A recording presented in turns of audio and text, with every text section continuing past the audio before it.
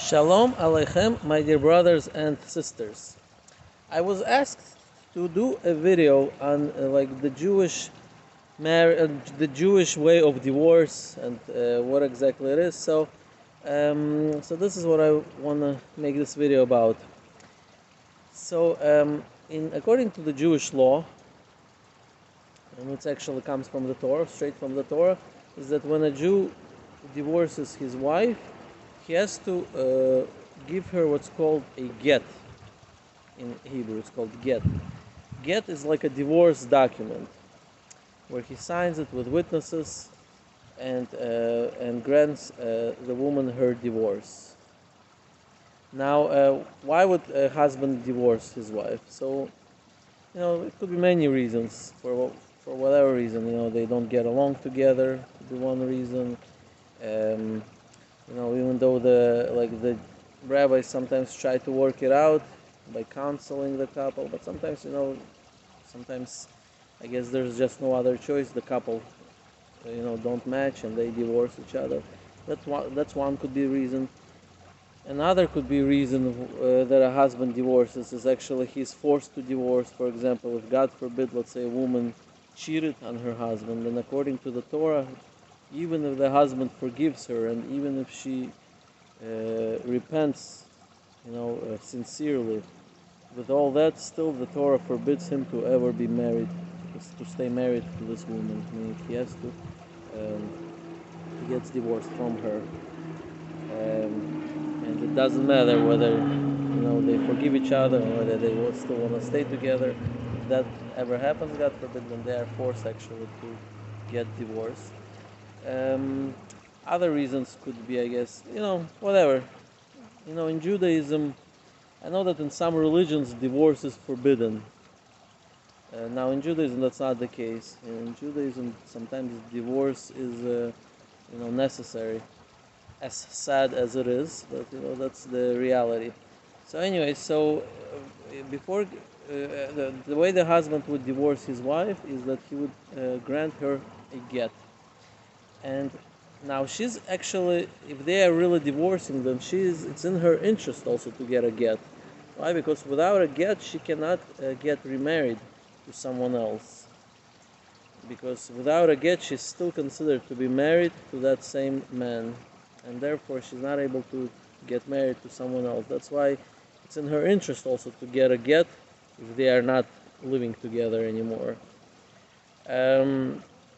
Now, if a husband, let's say, dies, then no get is necessary. Then she gets divorced automatically. Well, not divorced in this case; she's a widow automatically, and she could get married to someone else in that case. Now, there is something called a Ketuba, which I wanted to talk about. Ketuba is a marriage contract. Basically, it was enacted by the rabbis. I mean, the Torah itself never obligated such a thing, but the rabbis made this decree, or enactment I should say, in order to protect Jewish women. And what it is basically, it's a contract that a man is required rabbinically to sign before getting married. So when a man gets married to a Jewish woman, he signs this contract called a Ketuba.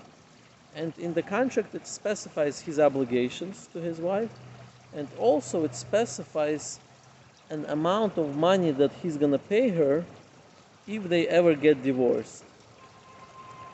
And there's also a minimum amount, meaning he can add. Sometimes they could negotiate. The wife can say, or the bride's father can say, I'm not willing to have my daughter marry, or the bride herself can say it, I'm not willing to, go into risk of marriage if you're not going to pay me such and such amount in case we get divorced. For example, they could.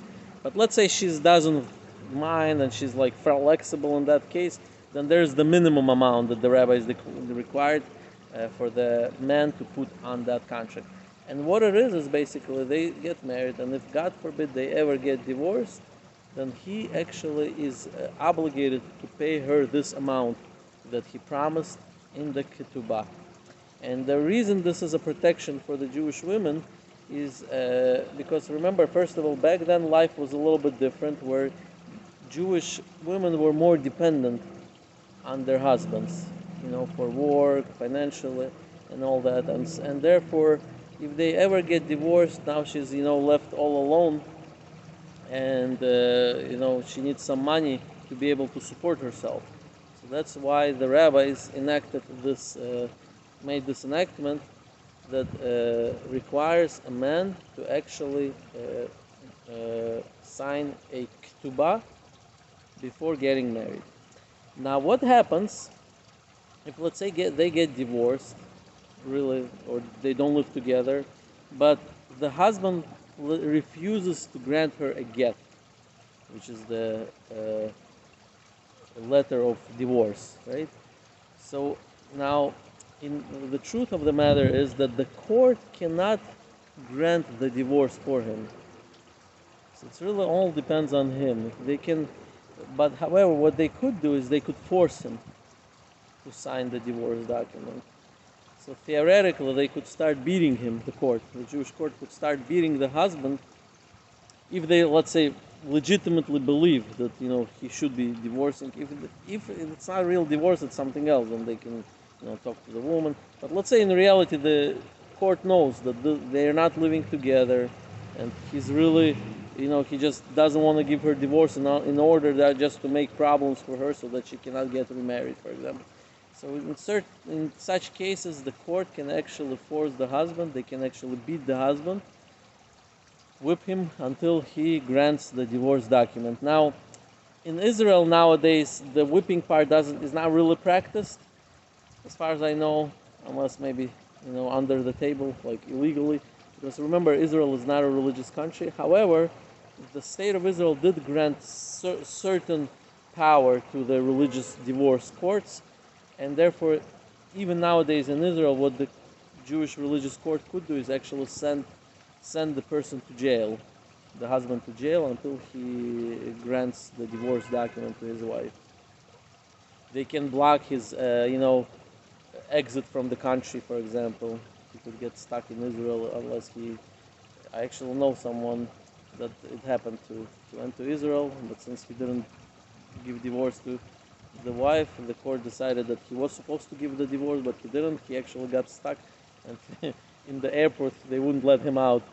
So stuff like this is still practiced because the state of Israel did give some power to the Jewish religious divorce courts. But and that's pretty much what I wanted to talk about. Now, in Judaism, I should say also that theoretically speaking, a man can have more than one wife. The Torah, did not forbid this. However, among, like, for example, European Jewry, there was an enactment about 1,000 years ago by what's called Rabbeinu Cherem de Rabbeinu Gershom, where he made an enactment that a Jew should not take more than one wife, except under like rare circumstances, I think.